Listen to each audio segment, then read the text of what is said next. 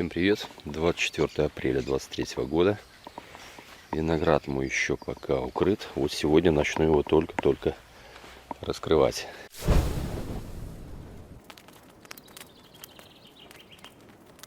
Каждый год я это делаю по-разному, экспериментирую, потому что у нас климат не самый подходящий для виноградарства, но пока еще у меня все на стадии экспериментов. Когда раскрывать? Раскрывал и раньше, и позже. Многие раскрыли уже в марте, кто-то вообще не укрывал, кто-то будет раскрывать в мае. В общем, я для себя сделал такой вывод, что в 20-х числах апреля, для меня более-менее оптимальный вариант. Этот куст вообще не укрывался, но посмотрите, уже почки набухают.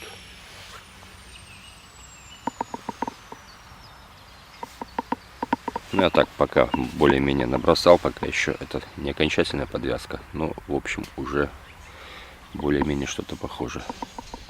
Почему не укрывал? Потому что этот куст пойдет на выкорчевку, потом я его удалю, потому что у меня сейчас будет раскачиваться на это место совершенно другой сорт. Это был куст, пока еще есть отрада, который вообще не набрал кондиции абсолютно, даже и близко. Вот снял часть укрытия, смотрите. Сныть вовсю проснулась. Винограда того уже не видно под ней. Сейчас надо будет все это прибрать. Давайте посмотрим здесь, какие у нас побеги пошли. Точнее, глазки проснулись, смотрите. По идее, под этим укрытием должно было немножко сдерживаться холод от земли. Но уже сдерживания нет. Уже все, уже пора. Если позже, я их просто пообламываю, вот эти вот глазки. В общем, надо уже подвязывать. Вот, один ряд уже подвязал. Значит, у меня со смещенной зоной плодоношения. Конечно, накрутил, навертел. Тут уже с запасом. И пока подвязывал, конечно, были небольшие поломки побегов. Самых, конечно, красивых, мощных. Но это буквально 2-3 почечки у меня, наверное, поломались. Остальное с большего нормально. Если бы немножко попозже это все дело начал подвязывать, потери были гораздо больше, конечно. Дар нет, у меня пока сушится.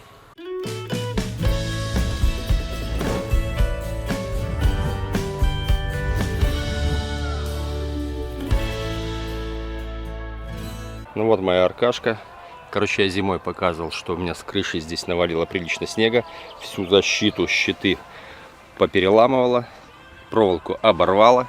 В общем, побег у меня один вон полностью поломался. Остальные сохранились. Я оставлял, в принципе, с запасом. Должно хватить. Сейчас буду подвязывать. Хотя запасик на самом деле небольшой. Кое-где даже и побольше на других кустах было. Здесь как-то немножко не предусмотрел. Подвяжем то, что есть, а что сделать. Честно говоря, не ожидал, что будет вот такая засада. Вот, смотрите. В общем, у меня получается раз рукав был, два рукав.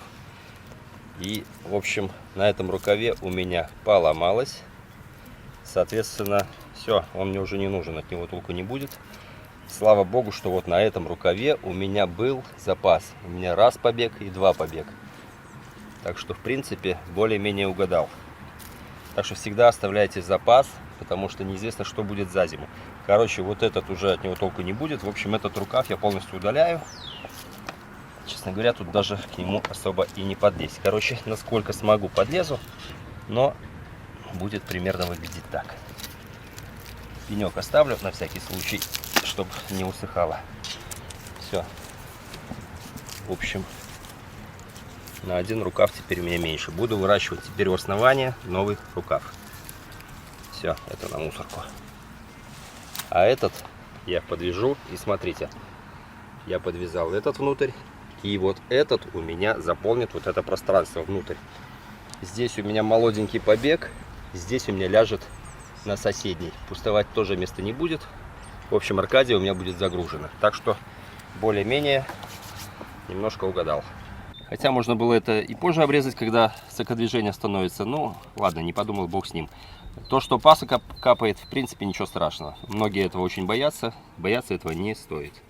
Все будет нормальное питание. Хватит этому кусту вполне. В общем, подвязку я делаю именно рукавов. Веревочка такая у меня льняная. Или какая она там, джутовая, по-моему.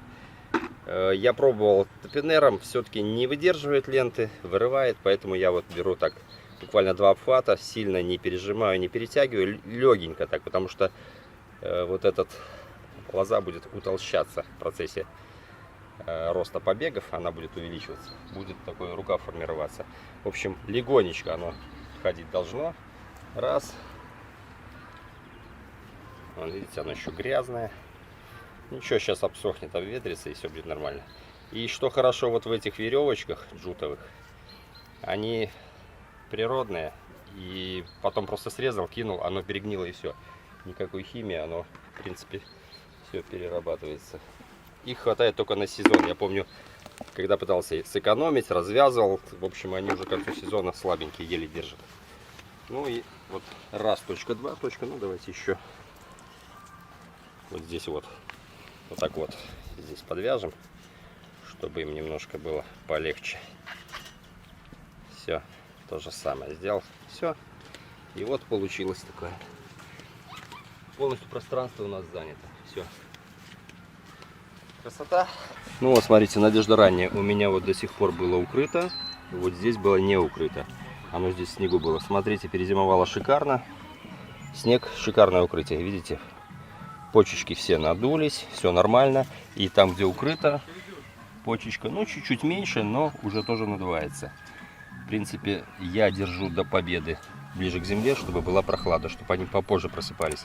Потому что в условиях Беларуси, Минской области, ну, я про свой регион говорю, что постоянно у нас заморозки примерно до 20 мая. Бывало даже, что и в июне.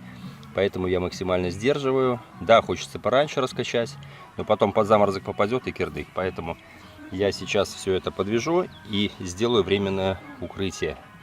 Если я бы раньше открыл, у меня бы побеги очень быстро росли, они бы переросли укрытие, я бы не знал, что делать. А так у меня примерно плюс-минус более-менее все будет как бы по плану.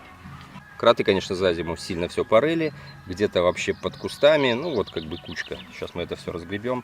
И проволока, смотрите, стальная проволока, она всегда ослабляется.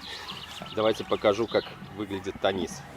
Вот смотрите, металлическую проволоку я в год по несколько раз натягиваю, а вот тонисовская, смотрите, она как струночка.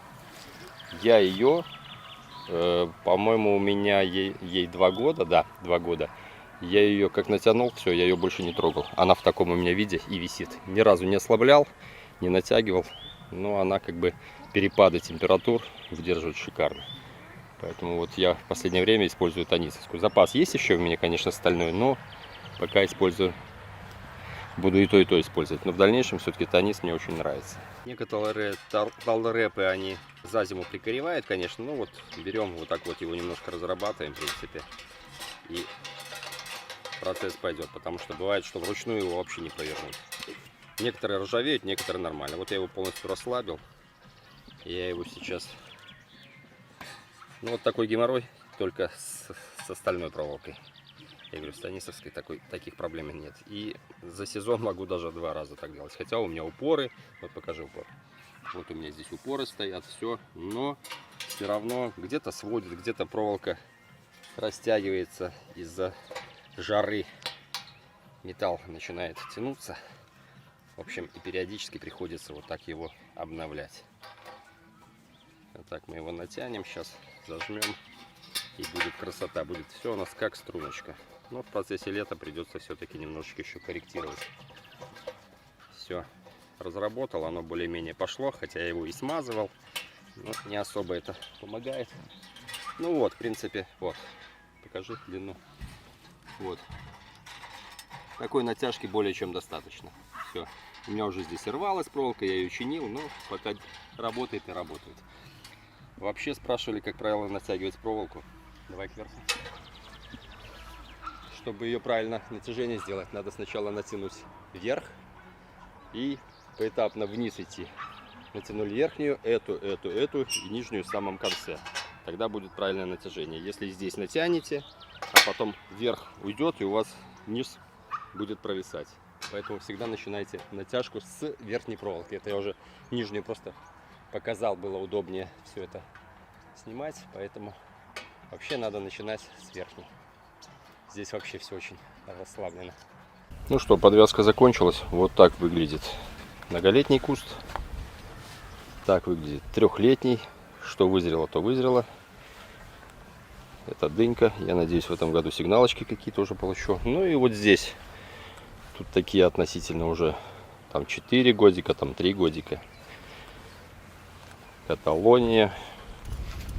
В общем, все будет, я думаю, нормально. Сейчас надо будет еще укрыть все-таки от заморозков. Надо перестраховаться, потому что заморозок будет по-любому. Уже в среду обещают заморозки.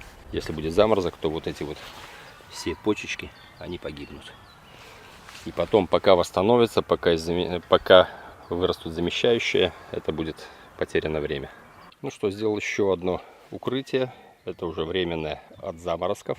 Ну и в принципе оно работает, чтобы разгонять быстрее кусты, чтобы там было теплее. Потому что у нас по ночам в районе плюс 5 где-то градусов. В общем, качели, как всегда, у нас по погоде. И обещают заморозки, поэтому это все-таки и защита заморозков. И так как там все-таки теплее будет, то быстрее пойдут побеги. Там более стабильная температура. И все-таки, я думаю, забег будет на неделю, на 2 вперед. Я выиграю буквально пару неделек. Это, скажем так, плюс в карму нам. Так что вот, такая пленка. Вот, она, наверное, плохо на камеру видно. Тут тоже, в общем, тут пленка и спат-бонд.